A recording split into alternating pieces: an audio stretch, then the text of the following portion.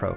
But as I use these phones more, I realize that they have the same flat edge design, the same dimensions, same screen size, same screen res, the same notch sizes, same MagSafe compatibility, same charging speeds. They even have the same more substantial step up from the iPhone 12. Like this being, these don't have high refresh screens, so iPhones. I love the flat edges and the super flat screen. The form factor is really nice, and the Pacific Blue on the Pro is just phenomenal color.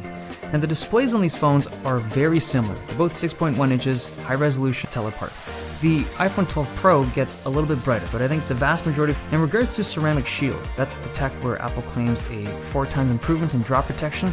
That may be the case for, and I got a scratch.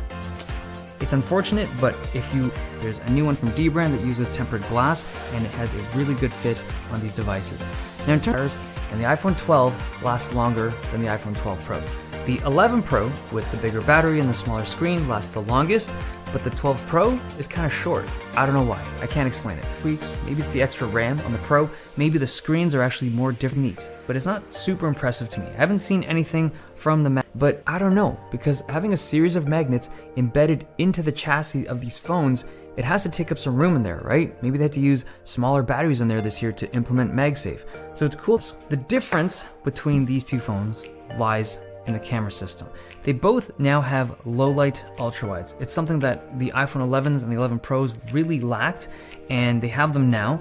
They are pretty good, but they're not amazing, right? I feel like ultra-wide photography done in low light conditions is really tough. There's just a lot of data that has to collect, and there's not a lot of light when it's dark, and it's a difficult shot to do.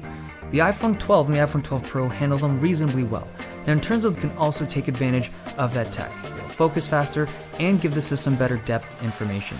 Now in terms of the regular photos, I find that the 12 and the 12 Pro shoot better than last year's iPhones, particularly when it comes to shots with more dynamic range, as well as shots that are showing more detail. There's just more clarity in the shots taken from the iPhone 12.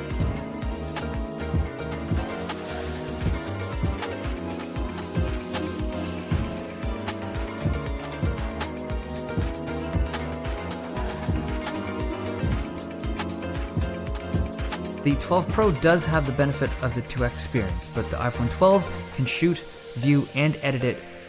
The iPhone 12 at $800 is an expensive phone set to the 12, but once you match the storage option, you're getting a better build quality, you're getting a more robust camera system, although battery life is slightly less. You're not paying a huge amount of money for that extra 12 Pro experience. But in the video, I talked about how this phone was likely going to be upgraded to a 120Hz panel next year, right? I think Pro phones from the non-Pro phones. So, if you're someone who's drawn to either of these phones this year, keep that in mind.